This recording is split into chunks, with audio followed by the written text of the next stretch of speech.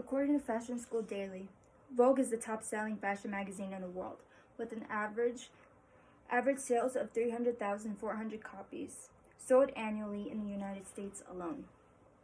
Everyone has a magazine or a book that speaks to them on different levels. Whether it touches on your passions or it features characters that inspire and encourage you to become something in this world. These publications are important to us. Vogue magazine is the only fashion magazine to feature powerful women such as Secretary of State Hillary Clinton and former First Lady Michelle Obama. I'll be sharing a brief history of Vogue, some of its well-known editors-in-chiefs, and the content of this publication that has given its statute that it has obtained throughout the years. There are key historical figures and events that grew, nurtured, and formed to what Vogue is today. According to PB Works, in 1892, Arthur Baldwin Turner started a weekly journal of fashion and society called Vogue. Arthur Baldwin Turner, a Princeton graduate and founder of the Growl Club, launched Vogue in 1892 as a dignified, authentic journal of society, fashion, the ceremonial side of life. The first issue was published on December 17th of that year and was priced at only 10 cents per issue. Turner decided to create a publication of the ceremonial side of life, one that attracts the sage as well as the debutant of men of affairs as well as the belle. Over time, Vogue had 3 editors-in-chief, starting with Jessica Davis from 1952 to 1963. In the New York Times article, Jessica Davis of Vogue is Dead, Favored Ready, and Wear Trend by Whitman states, Jessica Davis's purpose was to enrich women's minds with the article that had intellectual interest, that included many substantial social concerns that they had in the 50s.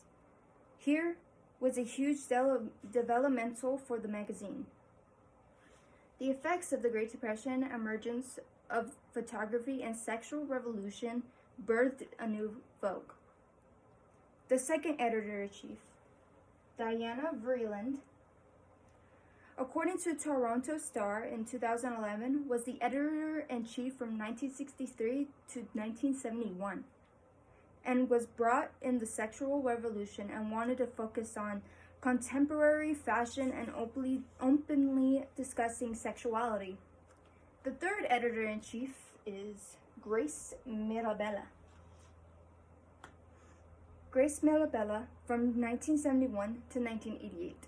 According to the Lifetime magazine, her purpose was to highlight a free, liberated women in the 70s and to show a style to help women move and breathe to keep up with modern day life and style, and who needed a material for everyday activities. Today, we have Anna Wintour as our current editor-in-chief of Vogue.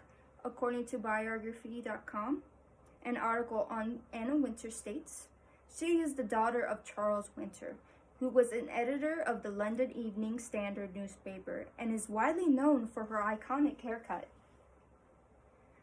and chilly demeanor. She dropped out of prep school when she was 15 and became equivalent to modern pop culture guru.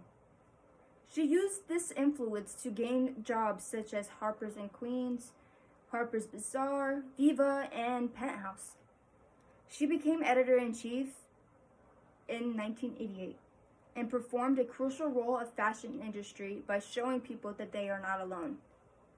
She has focused on environmental responsibilities from designers she has highlighted throughout the last decade. She has redefined the women and sexuality within fashion by highlighting gender fluid fashion and thanking designers for taking on this new demographics and realm of fashion. Despite all of her great achievements, she has done an amazing job running as editor-in-chief of Vogue.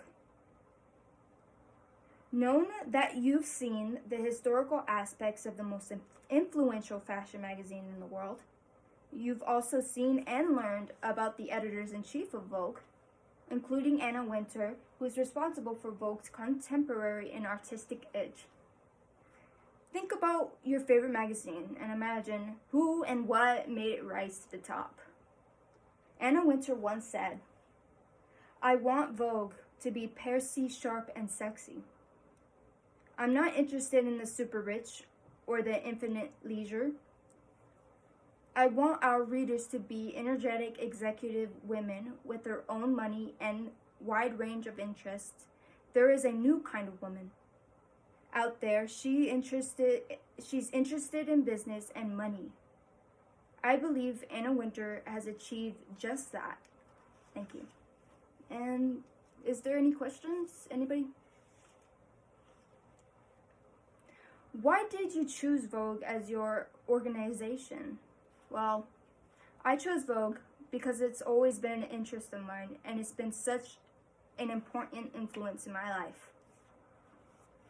Has there ever been rough times for this organization? Yes, there has, especially during COVID. They describe this as emotional challenges of striving to look after their families, friends, colleagues, and themselves.